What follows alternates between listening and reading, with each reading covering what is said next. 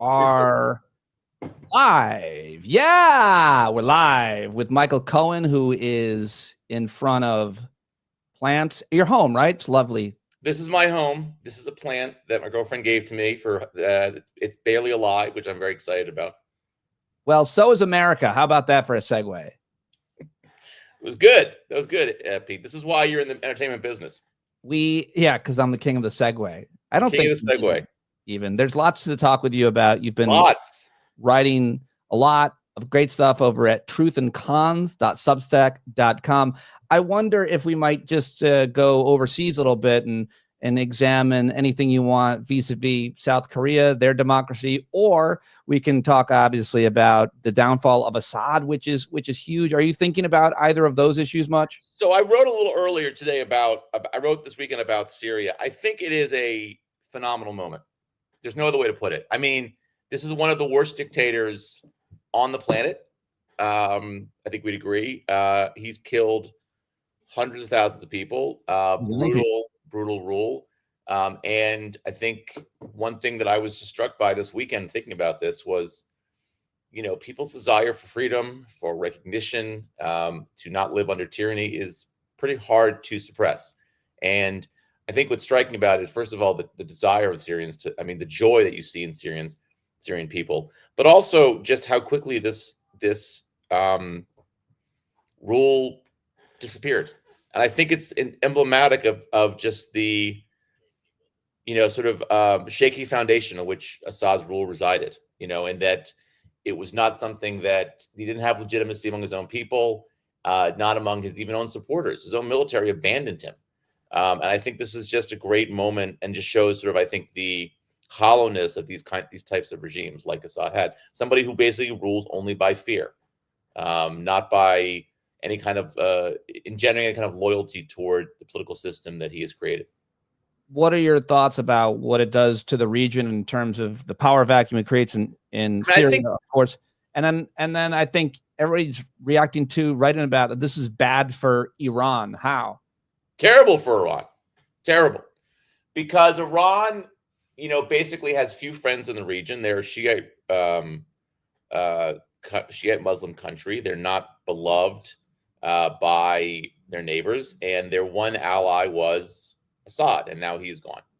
And their two proxies, major proxies, aside from, I guess the three are in Yemen, but mainly it's Hezbollah in Lebanon, which has been severely weakened by Israel's war there. And then, of course, Hamas, which has been severely weakened by the events of October 7th.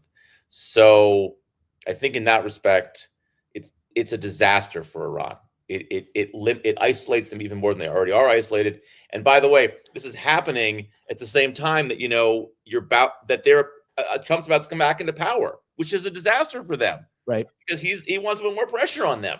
So bad all around for Iran. I mean, it couldn't happen to a nicer regime. So I think we should all be pretty pleased about that. And it's bad for Russia. Russia counted Syria as a key ally.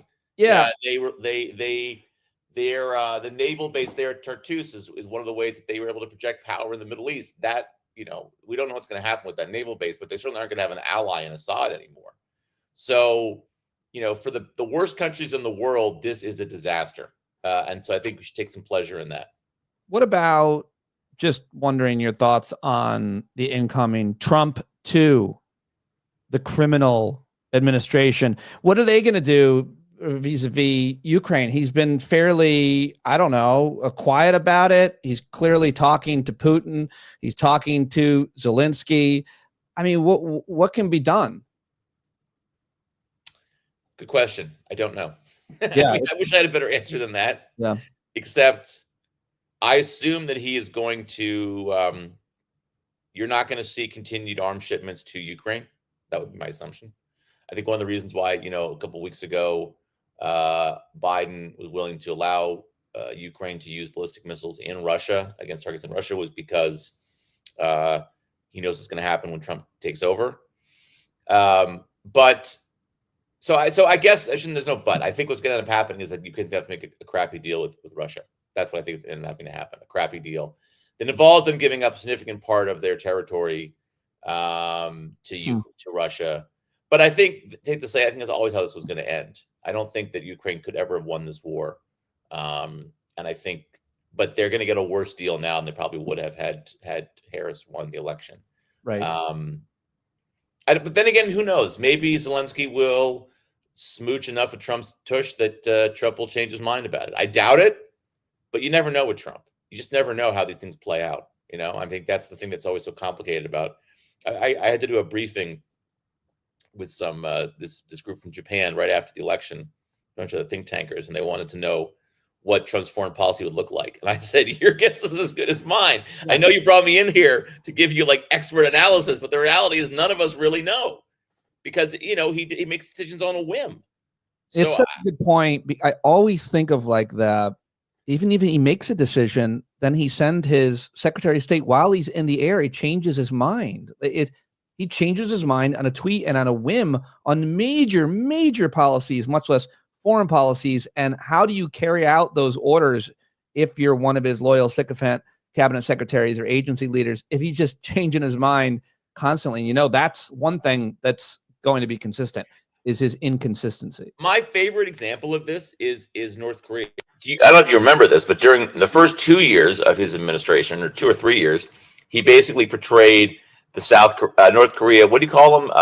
Rocket Man, right? And he threatened to go to war with North Korea.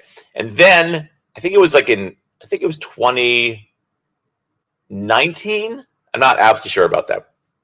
The South Koreans. Wind beneath my wings. Oh, Jesus! What was that? What was that? That was my Siri. For some reason, just said, "You're the wind beneath my wings." That's really odd. Ha! Maybe they were channeling the Trump Kim Il-jung love affair right there. Maybe that was an excerpt from one of their love letters. No. So anyway, so the South Koreans come to the White House and they're briefing Trump on what's going on, and they mention that Kim Il-jung wants to have a meeting with Trump. And Trump is like, okay, let's do it. Like literally on the spot. South Koreans are stunned. They announced it within like the next hour. And all of a sudden, U.S. policy toward North Korea, which had been incredibly antagonistic, changes. And now Kim Il-jung is Donald Trump's best friend. They're having meetings together. They're sending love letters to each other. I mean, for no reason other than he wanted to meet with Kim Il-jung. He thought it would be a good, public relations thing. Kim Il-jung was very solicitous of him, which made he change his opinion about him overnight. I mean, it's insane, but that's kind of how foreign policy goes with Donald Trump. So let's talk about domestic policy. Let's talk about what's happening at home. First of all, you've got a important part one of a postmortem, I guess. What happened in the 2024 election? Yeah. Some people might be sick of these takes, but these takes are they're important, I think. Well, they're the ones. Yeah. They're the ones that are most accurate and consistent because the data we have now is more accurate than what we did in just the days and weeks. Yeah, exactly. So I feel like these, and I also personally, I want to continue to try to understand what happened because if we get it wrong, if we diagnose it incorrectly, and a lot of people already have, and it's hard to know what's right and what's wrong, then you can't fix it. So this first segment or installment at truthandcons.substack.com deals with a couple different things and a couple different states. Tell us how you broke it down. And you're talking about Wisconsin and Illinois, and next installment, you're going to talk about North Carolina, Nevada, New York, Pennsylvania, et cetera, right? So a couple things in Michigan was just sort of fascinating to me because in a lot of places in Michigan, Harris did better than Biden did. She got more votes. She got fewer votes than Biden. She got more votes than Alyssa Slotkin, who won the Senate seat there. Even though Harris lost, she got more votes than the Democratic Senate candidate who won. And so I looked at it more closely. She did very well in a lot of traditionally blue districts. She got more votes than Biden did. She underperformed around Detroit, in Wayne County, underperformed in Oakland County, which is a very wealthy suburban county of Detroit. And those two counties basically kind of cost her the state. And why she had to perform there and then overperform places like Kalamazoo or Grand Rapids, I'm not really sure why. It's a real mystery to me. But it doesn't suggest that their turnout was a problem for her. The issue wasn't that she didn't get enough turnout. The issue was that just enough voters, either switched to Trump or Trump overperformed. And you saw that especially in Wisconsin. Wisconsin was very fascinating because, again, there she got more votes than Biden in Wisconsin. She lost by a very close margin. She didn't underperform it. So in places like Milwaukee, so you'd think if she underperformed in a place like Detroit around Wayne County, so you'd think maybe she underperformed with black voters. Maybe that's why she lost. But in Milwaukee, which has a lot of black voters in Wisconsin, that didn't happen. Instead, what happened is Trump basically got huge turnout. Not huge turnout. He got just enough increased turnout to win. And what that tells me, and also there again, another situation in which she gets more votes, almost as many votes as the Senate candidate in Wisconsin, Tammy Baldwin. Baldwin wins, Harris loses. Why? Because a lot of people voted for Trump and then didn't vote for the Senate candidate. That happened in Michigan. That happened in Nevada. That happened in Pennsylvania. That happened in Wisconsin and Michigan. All four of those states. And so what's happening there, it looks like, is that Trump is getting voters to come out and vote for him who just didn't want to vote for any Republican on the ticket.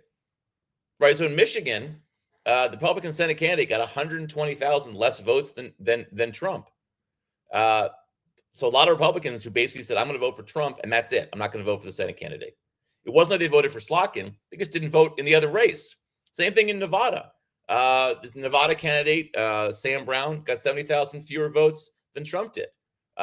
Had enough of those voters voted for both Trump and the Senate candidate would have won. So what that tells me is that in a lot of these places, Trump was getting, you have a sort of unique voter who's just voting for Trump and not for other Republicans. And if I'm a Republican, I'd be a little concerned. Can you replicate that in 4 years? Because what you've seen repeatedly is Trump does not have coattails. He didn't have coattails in this election, right? Democrats picked up one House seat. Republicans picked up Senate seats, but mostly in red states. Only one blue state did they pick up a seat. That was Pennsylvania. So, and again, of course, you had 4 states where Trump won and Democratic Senate candidates also won. So what that tells me is that that Trump being on the ticket, he brought out voters who might not have voted. And had he not been on the ticket, the Republicans might not have won the White House. What do you want to say about any different group of voters that you've learned from the data? I'm most interested in folks who identify as Latino or Hispanic and how they voted. But obviously, I'm interested in young folks, young men, any different group that you want to take a look at that surprised you or that you think, predicts something or implicates some strategy or policy or not, the candidate? 2 things that jumped out to me looking at the data that I was sort of interested by that I want to look at a little closer. North Carolina, Harris got more votes than Biden did. Lost the state, of course, but did better than Biden had done. Only in 5 states did Harris get more votes than Biden. 4 of them were swing states. Can you guess the 5th, Pete? That was a swing state where No, in 5 states she got more votes than Biden. 4 of them were swing states: North Carolina, Georgia, Nevada, and I believe was Wisconsin. What is Wisconsin, Michigan? I can't remember. But there's a 5th state too. Can you guess? Georgia? Oh, you said Georgia. Yeah, no, Georgia got more votes than Biden. Pennsylvania. Nope, not a swing state. It's not a swing state that she got more votes. I want to play. Don't say it. Not a swing state where she got more votes than Biden and won it. Oh, no, it didn't win it. Didn't win the state. Did not win the state. I'm giving you a hint. A state she got more votes than Biden, but did not win it. Give me one more hint. It's a red state. Montana. Close. Idaho. Close. North Dakota. Utah. Oh, Utah. Damn it. Wow. It was fun playing. I wonder what that's about. Also, Trump got fewer votes than he got in 2020 in Utah. Not quite sure why. I think because Mormons don't really like Trump all that much. It's really hard to make sense of things, but it would seem that the candidates have so much to do with it, Michael. The candidates themselves. Yes, I think in this election, I think Trump had a lot to do with it. I think Trump appealed to a lot of voters who only want to vote for Trump. There are Trump-only voters out there. And I think a lot of when I was talking before with these 4 Senate races that Democrats won in states where Trump also won, that's a phenomenon. In every one of those states, the Republican candidate got significantly fewer votes, and that's what than Trump. So you had people who were single candidate voters. But back to North Carolina really quick. Interesting thing about that is that Harris did quite well in the suburbs and areas around sort of Raleigh, Durham, Wake County. She did well in Mecklenburg County, which is where Charlotte is. Where she really underperformed was in this string of majority or predominantly Black districts north of, like, sort of along the Virginia border. So you got about 7 or 8 of these districts, about these counties. They're pretty small, but large African-American populations. And she underperformed vis-a-vis Biden in all of them, which, I mean, that's sort of emblematic of what we've been hearing about, where she underperformed with minority voters. Now, was that because they voted for Trump? In some cases, yes. Was it because they didn't want to vote for a female candidate, something, a phenomenon we saw in 2016 with Hillary Clinton? Maybe. But that's one place. It didn't cost her the state. She probably would have lost it anyway. Right. But it is interesting that she had a pretty big decline in these sort of majority Black districts in a southern state, and not in the urban state part of the state, but more rural part of the state. It's really, I just can't believe we're here. I say that every day. I try not to think too much about it, but we are in the transition time, and you're writing about the different nominees that he has appointed, all the craziness there. It looked, by the way, you have a piece at your Substack, Donald Trump fuck up watch. Pete Hegseth's bid to be Secretary of Defense is on life support. Maybe not anymore. I seem to have. I am very surprised. He is. I got that one wrong. I thought he was dead in the water. You had Trump people, leaking about him, criticizing him for not being honest with Trump. But now he seems to have turned the tide. Joni Ernst, who I was sort of thought was the, kind of the bellwether in the Senate. Joni Ernst, who's a senator from Iowa. She was in the military. She is a survivor of sexual assault. I would imagine that if anybody was going to vote against Hegseth, it would be her.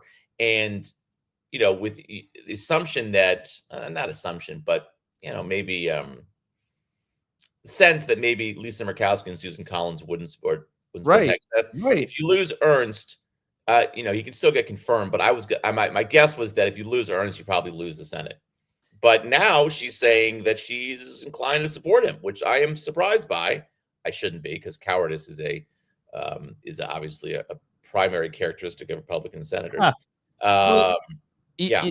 I mean, I remember covering all those hearings and learning from veterans organizations how much of an epidemic sexual assault in the military is. And I mean, if you know any woman that served, you'll know that. But I mean, Joni Ernst was outspoken, worked with, I think, Kirsten Gillibrand and others.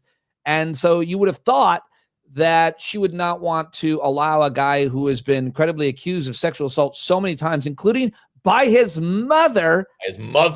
But with all of these appointments, it's scary to me that it thinks it gives permission to predators and those who would do bad things. And it certainly doesn't imbue any hope or inspiration that there's going to be reform on the issue of sexual assault in the military if the guy atop the Pentagon is creepy McCreep pants. And not just that, he's also said he doesn't think women should serve in the military and be in combat roles. And, you're Joni Ernst, that's got to be a little bit offensive to you. Not to mention the fact he is not qualified for the job. I saw this quote by Tammy Duckworth today, who was, of course, in the military, and she was wounded and she lost both of her legs. She said, this guy was a company commander. That does not qualify you to be Secretary of Defense. And she's right. Doesn't qualify you at all. He has no qualification to be Secretary of Defense. He does not understand military policy. He is a terrible pick. Yeah. But, at this point, I would probably say I think it gets confirmed. Now, granted, there's going to be confirmation hearings that are going to be ugly, and he's going to get asked a lot of questions about, and there's going to I think there'll be more stories that are going to come out. I don't know. I mean, I think at this point, if Ernst goes along, and by the way, we should talk about why Ernst did this. She is 2 years away from running for reelection. You've had Republicans who basically have come out and said if she doesn't vote for Hegseth, they're going to run a primary challenge against her. I saw a poll over the weekend that had her below 50% in a Republican primary. I have no doubt that that's what's driving this. She thinks if she doesn't support Hegseth, she's going to lose reelection. It's pathetic, but it's not surprising. And at this point, I think he might make it through, which is shocking that he might make it through. Any other?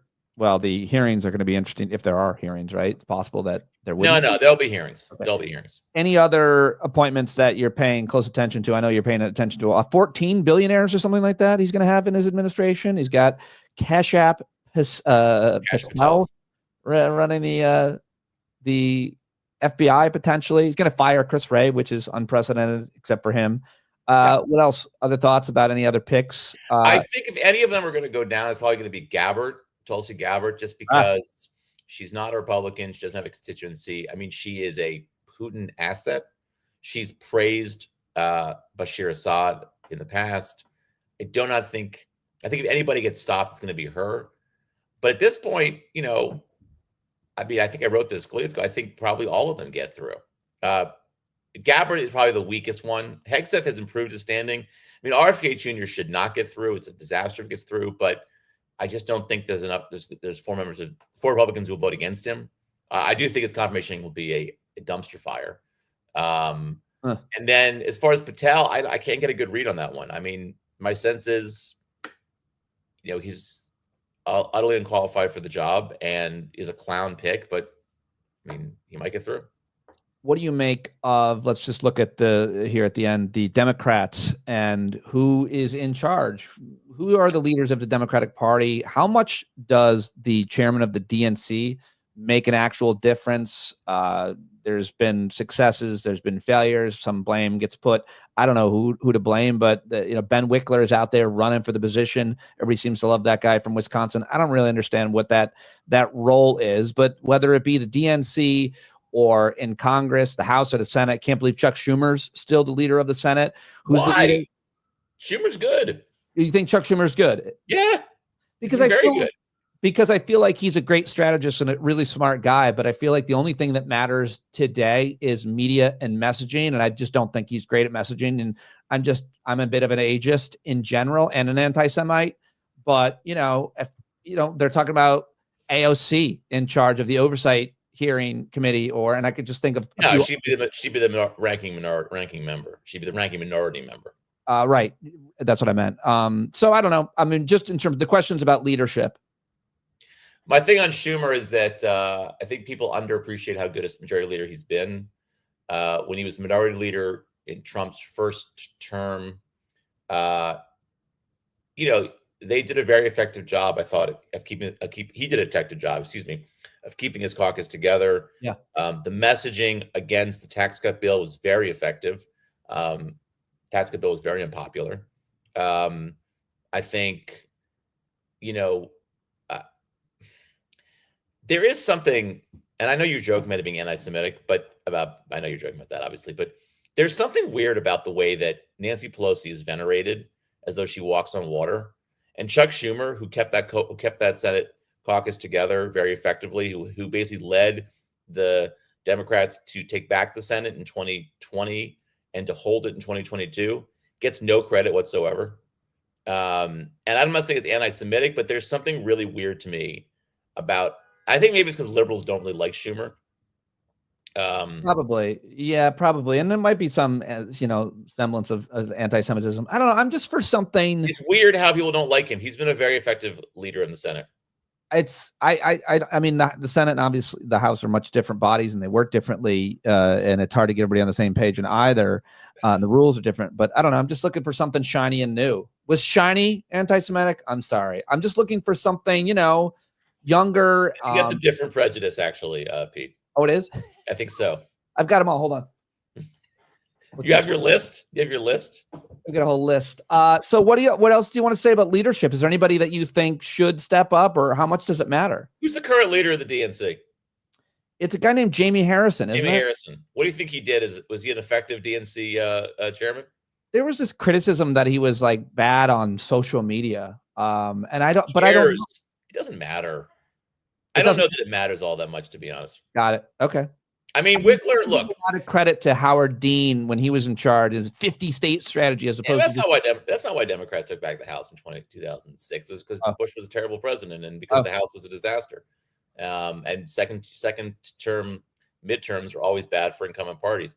Look, I think that Wickler, look, he just seemed to do a very good job in Wisconsin. I mean, that was the closest of all the swing states was Wisconsin.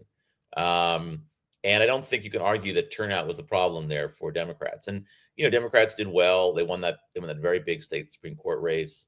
He seems like he did a good job there. I think the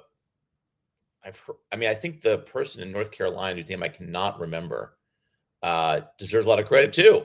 North Carolina is like this really weird story that no one talks about. That, okay, so Trump won it, sure. Democrats won a whole host of statewide races, and they undid the Republicans' filibuster-proof majority in the state assembly. North Carolina is one of the least democratic states in America. And Republicans have basically jerry-rigged the system so that they are able to maintain control. And yet Democrats won the governor's race, lieutenant governor's race. I think they won attorney general. They won a bunch of statewide races. So, that's actually one of the great stories about this campaign and about this election that no one wants to talk about. That Democrats lost the presidential race, obviously, and that's bad. And they lost the Senate. That's bad. They didn't take the House. That's bad. But when you consider there was a almost 6-point shift in the popular vote from 2020 to 2024 toward Trump against Democrats, you'd expect the Democrats would have done worse down ballot than they did. Yeah. And they picked up a seat in the House. They won in, New York and California, something like 40% of the drop off in turnout for Democrats came in those two states. You had Trump do very well in New York City, and yet Democrats picked up 3 seats in New York State and 3 seats in California.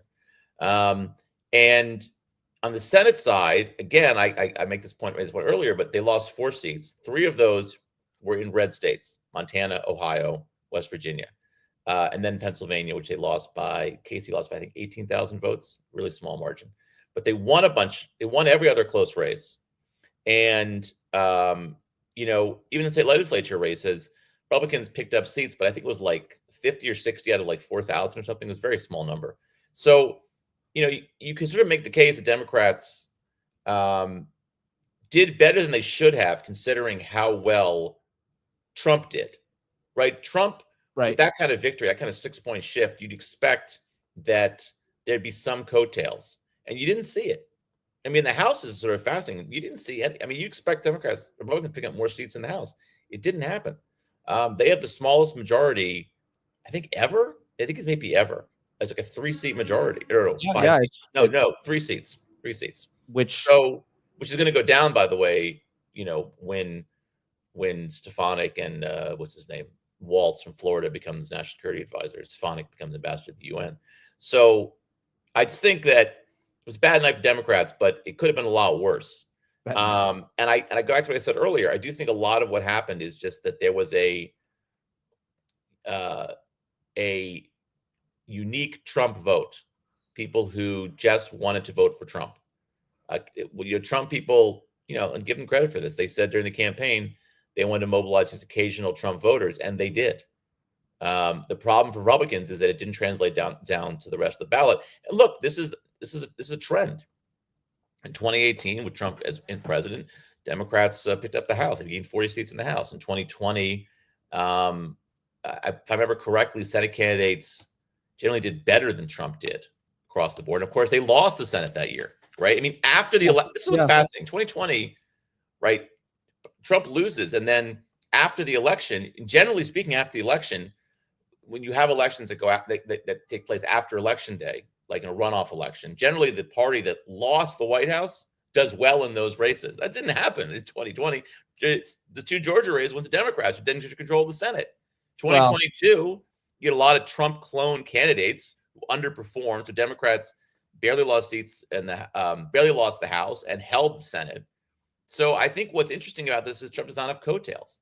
And there is a sui generis. There is a specific Trump voter that Republicans cannot rely on when Trump's not on the ballot. And he will not be on the ballot again in 2028. Finally, just got to ask you for your reaction to the story that has captured America's hearts and minds. The assassination of the CEO of United Healthcare. They caught the guy. Yeah. What does it say about America's healthcare system that people are so gleeful? And what, if anything, does it change? I feel like a lot of smart people I've been reading are saying this could mean something. I don't really get it, but what are your thoughts? I don't think it means very much, to be honest. I think I think people who are celebrating this, first of all, are really sick individuals. I think it's disgusting. I have all kinds of complaints about the American healthcare system. It does not lead me to believe that CEOs of health insurance companies should be assassinated on the street in New York City. And if you do think that there's something wrong with you, I'll just say that. That's the first thing. The second thing is that I think the people You're who are celebrating that you think there's something wrong with you. Yeah. What would this guy he had 2 kids. He was from everything I've read, he was a good guy. And I think it's sort of fascinating too that this is a guy basically who kind of came from, his father was a grain elevator operator, and he sort of rose to this point. And the guy who shot him is an Ivy League grad from one of the richest families in Maryland. That's an interesting way of looking at it. Yeah, it's sort of ironic if you think about it. Yeah. So you can criticize the healthcare system. I have no problem with it. I would join you in that criticism. I don't think it justifies murder. And so I do think people who are celebrating this are people who, I think they are a minority. I think they're a loud minority. I don't know that there's something necessarily to be gleaned from that, except people hate the healthcare system in America, which I understand and I think is fine. I could make a point here that I can't prove, that I do think there's something about the way Trump has coarsened our national discourse that makes people say terrible things like cheering on somebody who kills in cold blood a CEO of a health insurance company. But that's just me speculating. No, seriously. I could say that. I don't know if it's true or not. I will say this about the guy who did this. I don't know if you've read what I've read about him. And by the way, his name, Luigi Mangione. Somebody made a joke. What a name.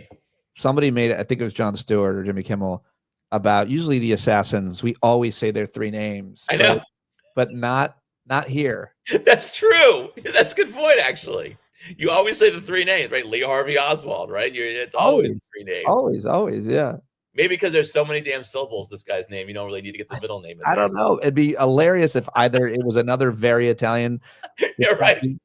Luigi Giuseppe Mangione. That would be quite something, yeah, right? Yeah. Or if it was something like off that, a different ethnicity, It was like Fred. Luigi Fred Mangione. No one's gonna say that, right? Tyrone or Moishi, just anything to just what the hell kind of but anyway, you were saying this kid in his look, it seems like he had cut off contact with his family. Apparently he was making some rather conspiratorial comments in court yesterday. This is complete speculation on my part, so I'm going to caveat it by saying that. But I do wonder if this is someone who had just a psychotic break of some sort. This feels like really psychotic behavior that maybe was brought about by some sort of mental illness of some sort. Yeah. And I don't know. I just think so often these individuals that act out for a cause of any sort, you can almost always trace it back to 1, 2, or 3, but usually even 1 commentator. Like there's so much blood on the hands of like Bill O'Reilly. That's interesting. That's interesting. Tucker Carlson. People get really radicalized. Yeah, sure. They trust these voices so much. I think that I have a lot of credibility, but I just never exaggerated, just through my guests, really. But the idea that someone would believe that I would say something that would give them to act other than just to stand up to do something, I guess that could infer that you should go kill somebody. Well, I think it's that, but I think it's also that these are people. Like if I'm right about this, maybe this is someone who's schizophrenic. Maybe he read something that drove him to a certain place. Now, apparently, he had some kind of back surgery that caused a great deal of pain that led him. That may have been why he wanted to kill the CEO of a health insurance company. But it's interesting. I guess he wrote a positive review of the Unabomber's manifesto. Yeah. There's another sociopath for you. His manifesto is pretty good. He was right about a lot of stuff. He just shouldn't have been a violent, No. Well, I actually don't know if we read a lot of stuff. He definitely took it in the wrong direction. I just think that look, I don't know. It's a horrible story, and I think that, and I also love, this is what gets me crazy, is that as soon as the killer's name comes out, everyone else will see like where he voted, who he voted for, did he give campaign contributions, was he Democrat or Republican, as if these things can be so easily categorized as he's a Democrat, he's a Republican. I mean, the guy who shot at Trump, and no one talks about this, was basically, from what I can tell, was a Republican. But, you know, he was also held some progressive views as well. He was also, it looks like he was, I mean, look, these people are crazy. You just brace crazy yourself to do something like this. You have to be a crazy person to shoot someone on the street like that. You brace yourself that the person isn't on your team in any way, shape, or form. Or you can say they're on the other team, so I can attack them now. Well, yeah. That's the tribalism. That's who we are. You know, we've had mass shootings and shootings in America for a very long time. I don't remember that it being people so quick to blame one political party. And look, you know, the Republicans did this more than anybody else. They did this. I don't remember. I mean, that's been going on for a long time. You're saying I feel like it's more recent. Maybe the last one we didn't do that to was the first one, like Columbine, and then eventually we did an entire book with Hinckley. No one with Hinckley was like, "Oh, he's a Democrat." No, I'm serious. Well, right, but I mean, like that's because it so quickly came out that his motive was to impress Jodie Foster. You're like, yeah, well, it wouldn't have mattered. Like if it happened today, people would immediately say, you know, would look at who we'd voted for, or you'd be able to, you can get a lot more information on a person because we all have this footprint online of things that we've liked. Oh my God, he liked puppies and cats. How does that categorize them? All right. Well, obviously a sociopath. If that's, I'll let you go. I appreciate you joining me for this live experiment. Thank you to everybody who watched and commented. It's great to get your comments. Kim Nyborg made many comments, and my favorite one was, "I'm glad the dads aren't fighting anymore." Michael and I, we were. Oh, come on! Nothing but love for Pete. Come on, listen. I tell you guys a quick story, and this is true. My kid, my youngest, ruined Pete's pool. It's a true story. Yeah, he just poked a hole in it, and Pete somehow forgave me for that. So, you know, whatever happens, you know, it all happens for, you know, we all forgive each other. Terrible things happen. To be fair, you didn't know that it had happened, and I didn't. I knew, and I actually encouraged him to do it. It was a subtle tear in the liner, or 19 tears they took the skimmer, the pole, and just jammed it into the ground. Well, look, Pete, I think it's your fault for letting me use your pool and letting my kids use your pool. I think it was your fault, really. And I'd do it again. Thank you very much. I remember you said that. There you go. Appreciate you, sir. Thank you, sir. Ending stream. Thanks for watching, everybody. Listen to it on tomorrow's podcast. More importantly, go subscribe to Michael's Substack, truthandcons.substack.com. Thanks, pal. Thank you, sir. Have a good one.